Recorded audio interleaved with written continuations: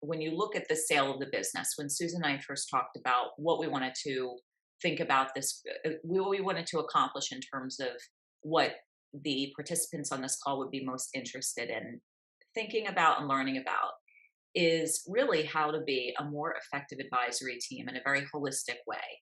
And these are not skills or a mindset that you're necessarily trained in. I think many of you probably have developed it implicitly along the way.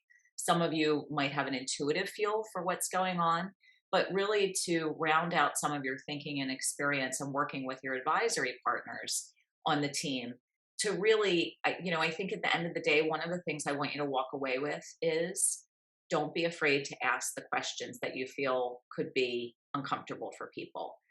People are okay talking about their emotions and feelings. It's often the advisory team sometimes that feel reluctant because, as Steve had said earlier, sometimes we stay in our lane. And Steve, you were saying it in terms of we need other people, so we kind of know what your area of expertise is. Clearly, you can work with someone like me. There are other people like me out there, but I'd love you to walk away and say, what can I do next week that starts to add in a different question, that starts to add in a pause in my process and helps me kind of not try to persuade people with logic and the profound beauty of my technical expertise, but instead really kind of getting into the mindset of what happens in this really significant life transition for clients, pulling people back. So what they say on the surface is not always what you see in behavior. Does anyone else see that in some of when they kind of get further along in the process and they're a little taken aback by some of the client's ambivalence? Yeah, Kathleen, can I jump in? Sure. Yeah, it's I don't necessarily experience a lot of ambivalence with my clients. Typically, I work with those clients who've gone into business because they're really good at whatever technical thing it is that they do, and they spend so much time, and it's truly their baby. So while they know it's time to leave, it's that dichotomy of I really need to go, but I really can't leave. It's so, I mean, it's literally like pulling them away from a child.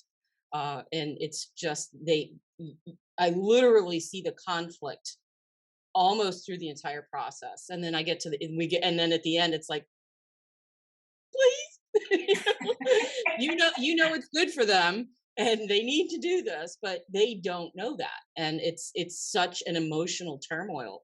It's heartbreaking sometimes. For for me, where I see it is around their own personal identity. So, when you think of any one of us in our career, we've built an identity around what we do. And so, fairly early on, I'm not talking about why they want to sell. I'm talking about what do they want to do after they sell. And so we have this it feels almost like a personal conversation with them, and I think I connect with them personally when we start to have that conversation, try to have it with them and their spouse or their significant other, or whoever else is going to be involved in that decision. Because one thing I know for sure is that sometime during the final days of closing, there's going to be a meltdown. I don't think I can tell you I have never not seen it. I don't know.